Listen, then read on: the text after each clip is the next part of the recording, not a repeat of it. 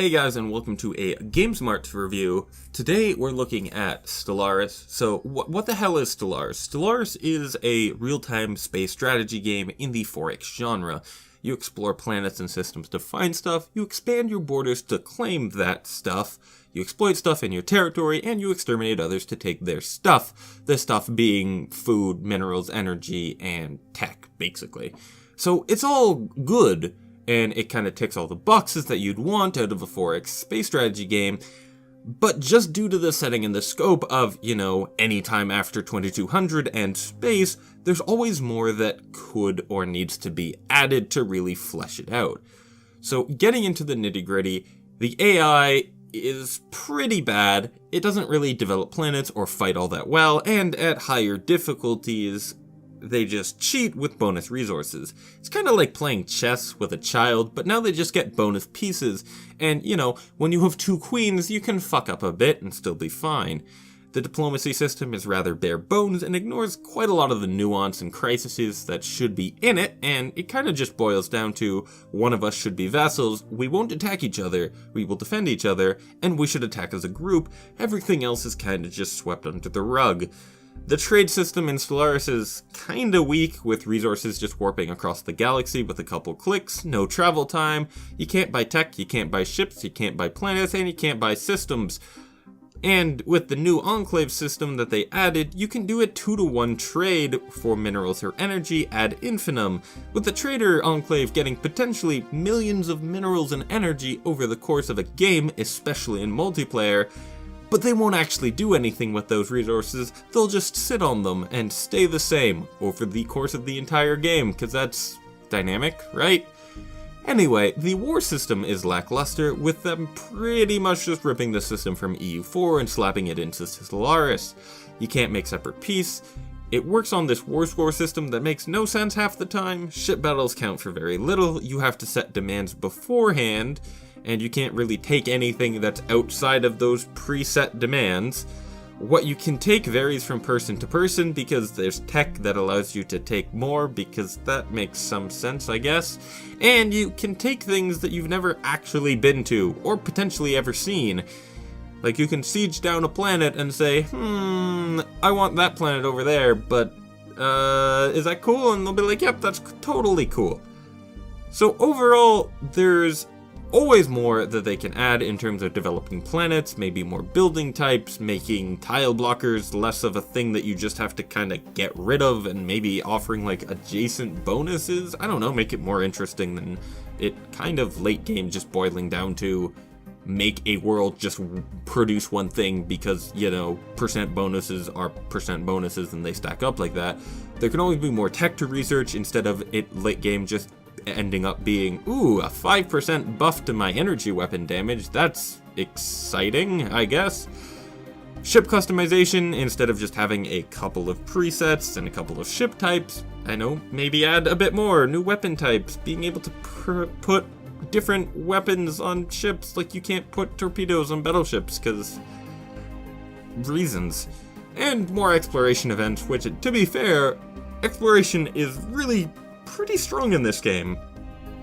But once you've done it a couple times, it'll kind of become samey, where you don't really read the text at all. You kind of just click through and be like, hey, look, 3 bonus minerals added to this system.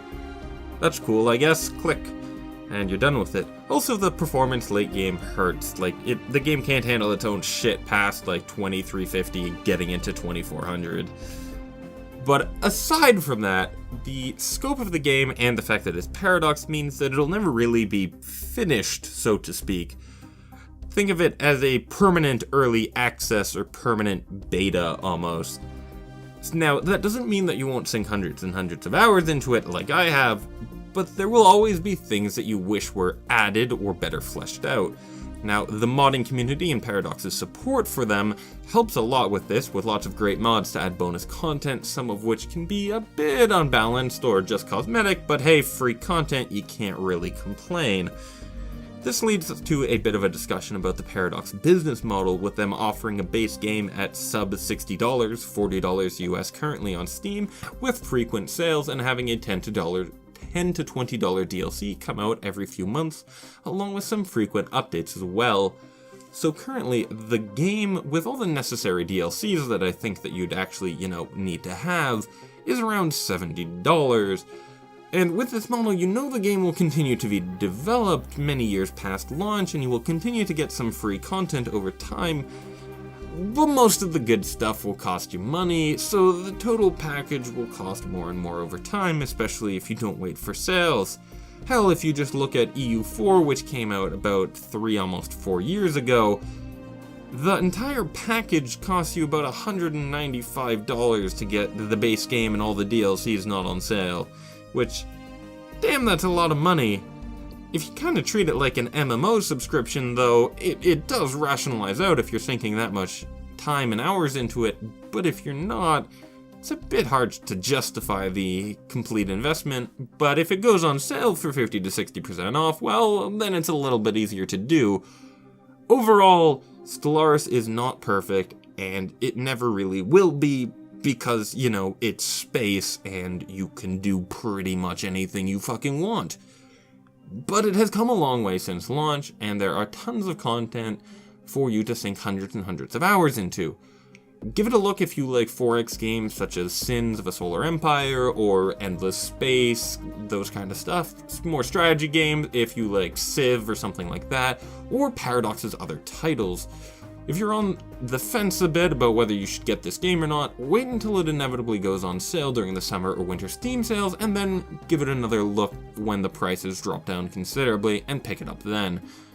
Overall, I'd say with what it is, it scratches the itch that you're probably going to have and that a lot of people will be looking for, but it doesn't necessarily have a lot of the depth or the well fleshed out nature that you probably want.